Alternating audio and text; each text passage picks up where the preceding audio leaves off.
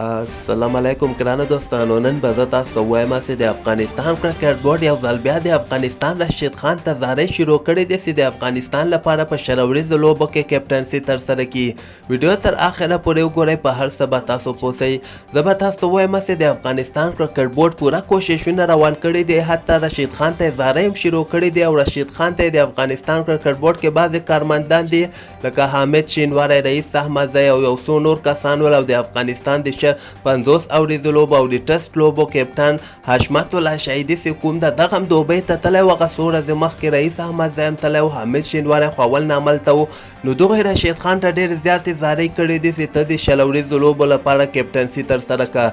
حشمت الله شهیدي به ورته دغسې ویلي چې د ما ملګری د راځه د ما خبره به ومني، د افغانستان لپاره به په 60 اوریزو لوبو کې کیپټنسي ترسره کړي. خو زه به تاسو ته یو خبره وکړم چې راشد خان ورته صفا انکار کړی ده چې تاسو ما نه تمه مه لرئ، زه نسم کولی د افغانستان لپاره په 60 اوریزو لوبو کې کیپټنسي ترسره کړم.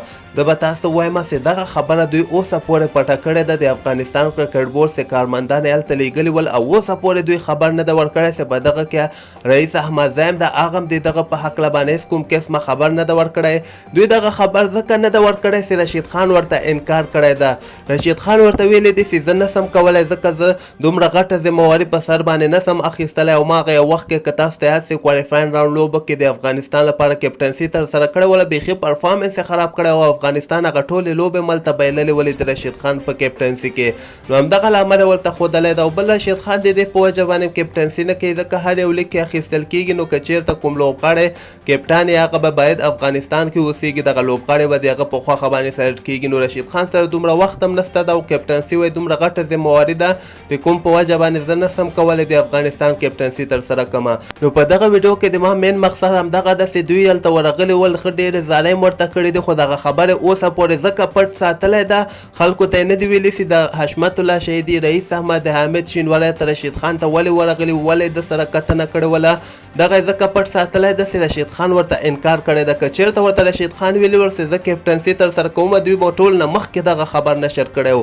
نو اوس فلحال خو زه تاسو ته وایم چې نجیب زدران په هکله باندې خبرې روانې دي. امکان لري راتلونکې هفته کې نجیب زدران د افغانستان په 60 اوریزو لوبو کې کیپټن وټاکل سي، ځکه دوی خو ویلې چې زه راشد خان به اول راشد خان باندې به کوشش وکړو، که چېرته یې ومنله نو دغه به د افغانستان لپاره ښه کیپټن هم ثابته سي، ځکه تجربه هم لري، هر یو لیګ کې هم لوبه ترسره کوي. هغه پخوا وخت کې چې کله د کیپټنسي اخیستلی وله هغلته یې دومره تجربه نه درلودله، اوس یې هر یو لیګ کې لوبه وکړله، ښه تجربه کاره لوبغاړی د ټیم کې هم ښه صحیح ځای جوړېږي. او همدغسې محمد نبي او راشد خان باندې خو دوی ډېر زیات کوششونه وکړل خو هغوی کیپټنسي ته تیار نه دي. نو ځکه افغانستان کرکټ بورډ اوس مجبوره سوی ده چې بله هفته کې نجیب زدران د افغانستان لپاره 60 اوریزو لوبو کې کیپټن وټاکي.